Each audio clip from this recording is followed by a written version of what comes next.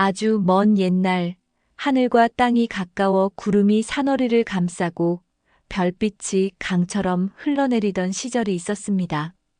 그 하늘나라에는 온 세상을 다스리는 옥황상제가 살고 있었지요. 옥황상제는 강처럼 깊은 지혜와 산처럼 높은 위엄을 가진 분이었습니다. 그의 궁궐은 구름으로 쌓은 성벽 안에 있었고 그 안에는 3명의 공주가 있었습니다. 세 자매 중에서도 막내딸인 개화는 하늘나라 사람들의 사랑을 한 몸에 받았습니다. 개화는 맑은 눈매와 고운 미소를 지닌 공주였습니다. 새벽이면 푸른 하늘의 정원에서 구름꽃을 돌보고 저녁이면 별빛이 떨어지는 연못가에 앉아 노래를 불렀지요. 그녀의 목소리는 은실처럼 부드러워 천사들도 잠시 일을 멈추곤 했습니다. 하늘나라의 재상에게는 웅인이라는 아들이 있었습니다. 웅인은 총명하고 강직한 성품의 소유자였지요. 어려서부터 지혜가 뛰어나고 검술과 활쏘기에 능했습니다. 그는 언제나 정의를 중시했으며 마음속 깊은 곳에는 남을 돕고자 하는 따뜻한 마음이 있었습니다. 어린 시절부터 개화 공주와 웅인은 하늘 궁정의 정원에서 함께 자랐습니다. 개화가 웃으면 웅이는 그 옆에서 미소를 지었고 웅인이 고민하면 개화는 조용히 곁에서 위로했지요. 시간이 흐르며 그들의 마음은 서로를 향해 자라났습니다. 하늘의 바람이 두 사람을 감싸고 구름 위의 달빛이 그들의 얼굴을 비추었습니다. 개화는 어느 날 부드럽게 속삭였습니다. 웅이님, 저는 늘 그대가 있어 마음이 든든합니다. 웅이는 미소를 지으며 대답했습니다. 공주님, 저는 그대가 웃을 때 하늘이 가장 밝게 빛난다고 생각합니다. 그들의 대화는 순수했고 사랑은 깊어만 갔습니다. 그러나 하늘나라의 법도는 엄격했습니다. 재상의 아들과 옥황상제의 딸은 신분상 어울릴 수 없는 사이였지요. 두 사람은 그 사실을 알고 있었지만 마음은 멈출 수 없었습니다. 하늘나라에도 욕심과 어둠이 있었습니다. 옥황상제 곁에는 권력을 탐하는 대신이 있었지요. 그는 자신의 아들을 개화 공주와 혼인시켜 세력을 키우려는 욕망을 품었습니다. 하지만 공주의 마음이 이미 웅인에게 향해 있음을 알게 되자 그는 분노했습니다. 그날 밤 대신은 어둠 속에서 불충한 무리들과 모의했습니다. 재상과 그 아들은 반역을 꾀하고 있소. 이 나라를 뒤집으려 한다고 하면 상제께서 곧 그들을 벌하실 것이오. 이 음모는 곧 하늘궁에 전해졌습니다. 옥황상제는 진위를 확인하지 못한 채 분노했습니다. 감히 하늘의 법을 어기고 나를 속이다니. 재상과 그 아들을 하계로 내쳐라. 그날 밤 천궁의 문이 열렸습니다. 붉은 번개가 구름을 가르고 천병들이 웅인 부자를 잡아왔습니다. 웅인은 고개를 숙인 채 말했습니다. 전하, 이는 오해이옵니다. 저희는 결코 반역을 꿈꾸지 않았습니다. 그러나 상제의 목소리는 단호했습니다. 웅인아, 내가 가진 무술은 하늘의 힘이 깃든 것이다. 인간 세상에서 그 힘을 쓰면 큰 벌을 받을 것이다. 이 명심하거라.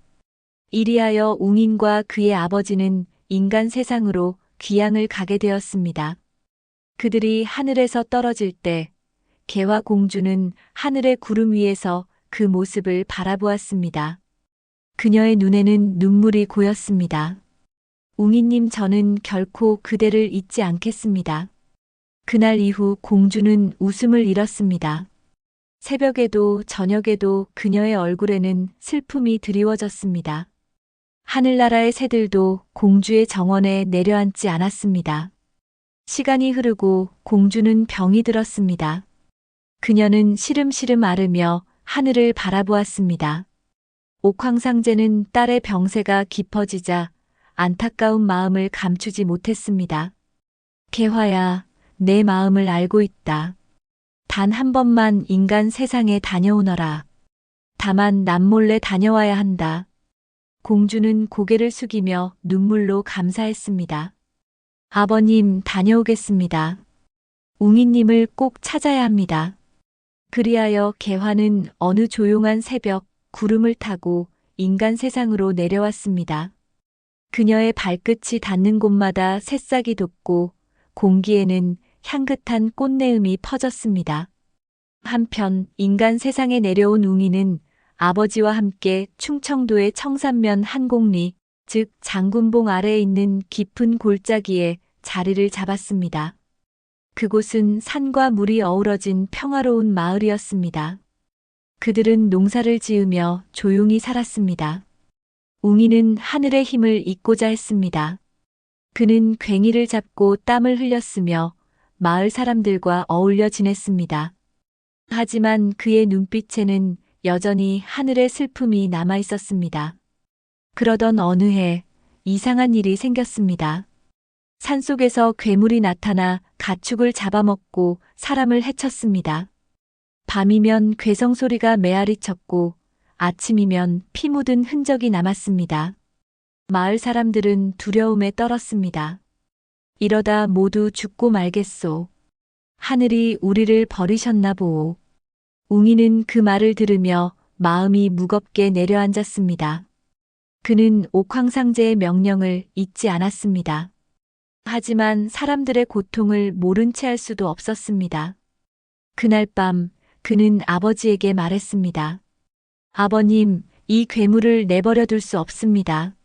제가 벌을 받더라도 마을을 구하고 싶습니다. 아버지는 잠시 침묵하더니 고개를 끄덕였습니다. 웅이나, 내 뜻이 그러하다면 하늘도 그 뜻을 알 것이다. 하지만 조심하거라. 다음 날 새벽 산 아래에는 안개가 자욱했습니다. 괴물의 울음소리가 들려왔습니다. 그 소리는 천둥처럼 무겁고 공기를 갈라놓았습니다. 웅이는 검을 들었습니다. 하늘에서 내려올 때 함께 떨어진 마지막 유물 같은 검이었습니다. 그는 깊은 숨을 들이쉬고 산으로 올라갔습니다. 바위 틈 사이에서 괴물이 나타났습니다. 눈은 불빛처럼 번쩍였고 온몸은 비늘로 뒤덮여 있었습니다. 입에서는 검은 연기가 뿜어져 나왔습니다. 사람이여, 감히 나를 막겠느냐? 괴물의 포효가 메아리 쳤습니다. 웅이는 검을 높이 들었습니다. 나는 하늘에서 온 자이지만 이곳의 사람을 해치는 것을 두고 볼 수는 없다. 싸움은 시작되었습니다. 검과 발톱이 부딪히며 불꽃이 튀었습니다. 바람이 뒤틀리고 산이 흔들렸습니다. 밤이 지나고 낮이 와도 싸움은 끝나지 않았습니다. 사흘 밤낮이 흘렀습니다. 웅인의 옷은 찢어지고 손에는 피가 흘렀습니다. 그러나 그의 눈빛은 흔들리지 않았습니다. 마지막 순간 그는 하늘을 향해 속삭였습니다. 이제 그대의 벌을 받겠나이다. 그는 온 힘을 모아 검을 내리쳤습니다. 괴물은 비명을 지르며 쓰러졌습니다. 하지만 그 순간 하늘에서 천둥이 울렸습니다. 웅인의 몸이 서서히 굳어가기 시작했습니다. 그는 하늘의 명을 어긴 벌을 받은 것이었습니다. 그의 마지막 한마디는 개화를 향한 사랑이었습니다. 개화님, 이 생이 다해도 그대 곁에 있고 싶습니다. 그 말과 함께 그의 몸은 바위로 변했습니다. 그 바위는 사람의 형상을 하고 서 있었습니다. 사람들은 그것을 장수바위라 불렀습니다. 그리고 세월이 흐르며 문바위라 불리게 되었지요. 개화 공주는 마침내 웅인을 찾아 인간 세상을 헤매고 있었습니다. 산을 넘어 강을 건너며 수많은 마을을 지났습니다. 하지만 웅인의 흔적은 보이지 않았습니다. 사흘째 되는 날 그녀는 한곡리에 이르렀습니다. 마을 사람들에게 물었습니다. 혹시 웅인이라는 청년을 보셨나요? 노인이 고개를 숙이며 말했습니다. 그는 괴물을 물리쳤지만 지금은 저기 바위가 되어 서 있소. 공주는 그 말을 듣자마자 달려갔습니다. 그곳에는 커다란 바위가 서 있었고 바위 위에는 장수의 발자국 같은 자국이 남아 있었습니다. 공주는 바위를 어루만지며 울었습니다. 웅이님 어찌 이런 모습이 되셨나요? 그녀의 눈물이 바위 위에 떨어졌습니다. 그 눈물은 빛으로 변해 바위를 감싸 안았습니다. 그녀는 하늘을 향해 외쳤습니다. 아버님, 저는 이제 웅이님 곁을 떠나고 싶지 않습니다. 차라리 저도 바위가 되게 해주세요. 그 순간 공주의 몸이 서서히 굳기 시작했습니다. 하늘에서는 천둥이 울리고 구름이 흩어졌습니다. 그리고 마침내 그녀의 모습은 바위로 변했습니다. 웅인의 바위 옆에는 개화의 바위가 함께 서 있었지요. 지금도 항공리 장군봉 아래에는 두 개의 바위가 나란히 서 있습니다. 사람들은 그것을 문바위라 부르며 전설을 이어오고 있습니다. 세월이 수백 년 흘러 조선 마렵이 되었습니다. 문바위가 있는 곳은 동학교도들이 모이던 곳이 되었습니다. 그들은 나라를 위해 목숨을 걸고 싸웠지요. 문바위에는 지금도 박희근, 김정섭, 박맹호, 김영규, 김재섭, 박창근, 신필우 등 7명의 이름이 새겨져 있습니다. 사람들은 말했습니다. 웅인 장수의 혼이 이곳을 지켜주신다. 해가 질 무렵 붉은 노을이 문바위 위에 내리면 마치 두 사람이 서로 마주 서 있는 듯한 형상이 드러납니다. 누군가는 그것을 보며 이렇게 속삭입니다. 사랑은 시간에 묶이지 않고 마음에 남는 것이지요. 그리하여 문바위는 지금도 항공리 사람들의 마음속에 남아 사랑과 희생, 그리고 신의와 의리의 상징으로 전해지고 있습니다.